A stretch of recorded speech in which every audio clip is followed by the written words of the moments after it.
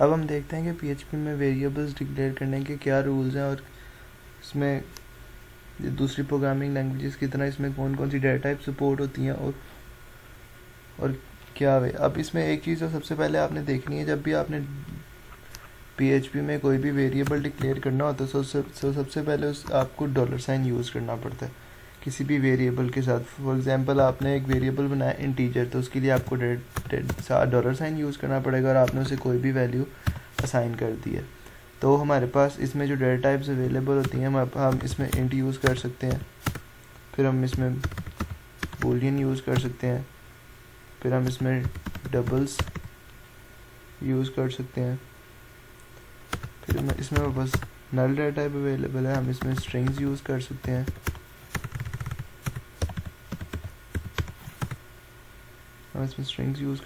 फिर पीएचपी के कुछ लोकल वेरिएबल होते हैं, कुछ फंक्शनल पैरामीटर होते हैं, कुछ ग्लोबल होते हैं, कुछ स्टैटिक वेरिएबल होते हैं। वो आप फर्दर जोन साथ साथ देखते जाओगे। अभी हम देखते हैं कि अगर हमने एक एग्जांपल देखनी हो कि हम कहते हैं कि हमने एक प्रोग्राम लिखना है, सिंपल सा इंटीजर को यूज़ करके कुछ लिख के देखते हैं। सिंटेक्स आपके पास सेम है, आपने जो भी कोड करना है अपने पीएचपी की सिंटेक्स के अंदर करना है। तो सबसे पहले हमने डॉलर साइन डालना है और हम कहते हैं जी हमारे पास एक इंटीजर वेरिएबल 1 है जिसको हमने वैल्यू पास कर दी है 12। एक और वेरिएबल हमें चाहिए, हम उसे कहते हैं int 2 और हमने उसे वैल्यू दे दी है 10। अब हम कहते हैं कि हमारे पास एक वेरिएबल है int 3 जिसके अंदर हम int 1 और int 2 को प्लस करना चाह रहे हैं।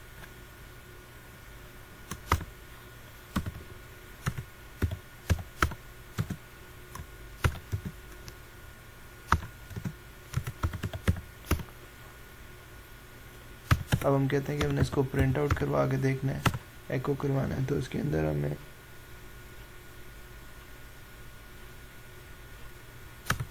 हम कहते हैं कि int 1 plus int 2 equals to $int 3। Run करके देखते हैं हमारे पास क्या आउटपुट आती है।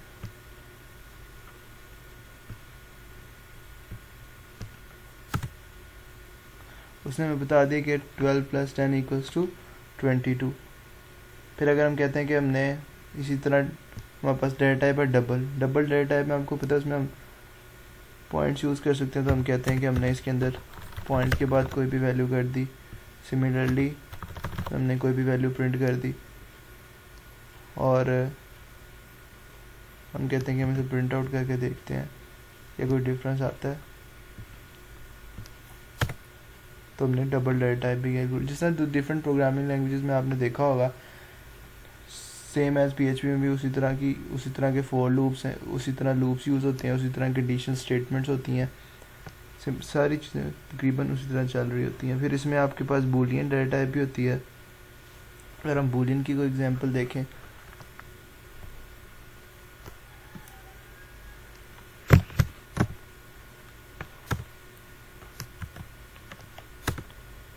हम कहते हैं कि जी इफ़, इसका क्या मतलब होता है कि अगर कंडीशन ट्रू हुई है तो हम कहते हैं कि इसमें हम एको भी यूज़ कर सकते हैं और हम इसमें प्रिंट भी यूज़ कर सकते हैं, लेकिन ज़्यादातर इसमें लोग एको यूज़ करते हैं। कहते हैं this will always print true, break का टैग लगाते हैं, लाइन ब्रेक।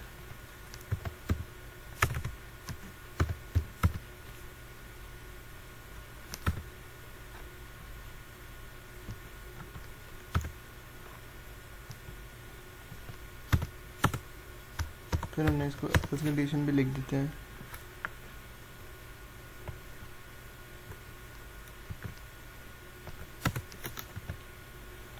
इसमें हम कहते हैं this will never print false, ये कंडीशन ट्रू ही रहेगी। तो इसमें मैं प्रिंट फॉल्स। ये जस्ट आपको बूलियन की एग्जांपल थोड़ा सा आइडिया देने के लिए। अब इसे हम रन करके देखते हैं, तो उसने प्रिंट करवा दिया।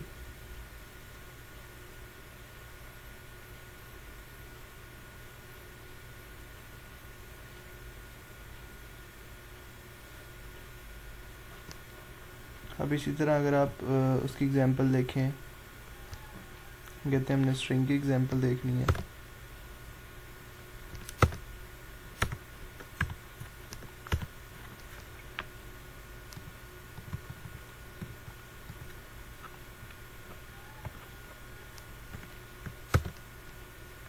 तो हम एक स्ट्रिंग की एग्जांपल भी देख लेते हैं कि स्ट्रिंग को कैसे यूज़ करते हैं।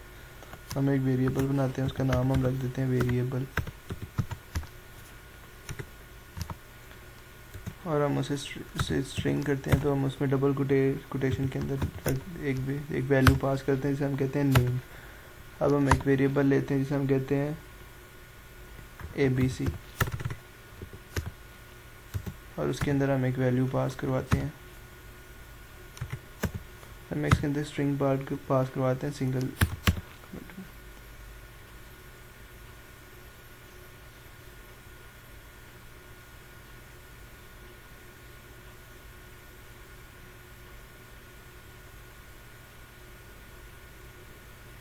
हम कहते हैं कि जो हमने यहाँ पे वेरिएबल यूज़ किया है वो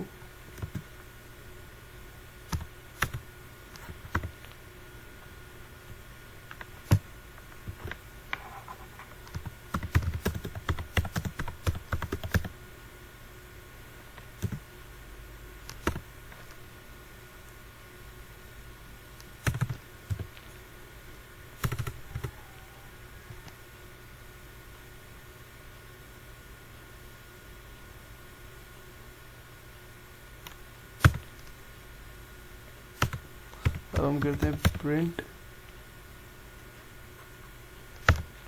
जो हमने यहाँ पे ABC लिखा है, इसे प्रिंट करवा के देखते हैं।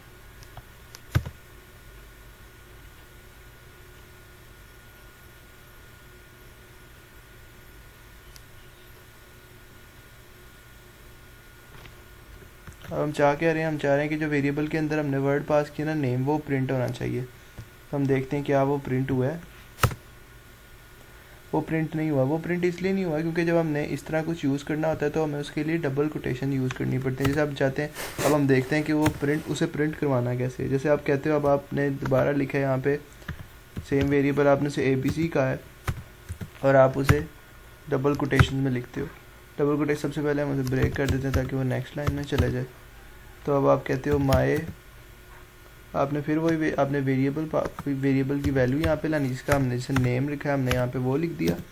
अब कहते हैं विल प्रिंट डबल कोटेशंस, ये क्लोज हो गया। अब हम उसे प्रिंट अगर करें तो आप देखोगे कि वो प्रिंट होगा।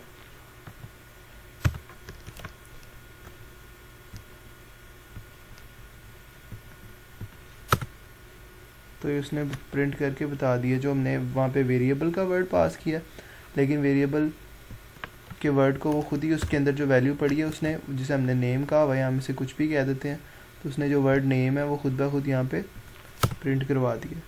तो ये बेसिक चीज़ें थी। इसमें इंटीजर डेटा टाइप कैसे यूज़ होनी है, बूलियन, स्ट्रिंग और ये बेसिस, जिसमें आपको थोड़ा सा आइडिया हो जाता है कि ये दूसरी प्रोग्रामिंग लैंग्वेजेस की तरह सेम वैसी वर्क करती है।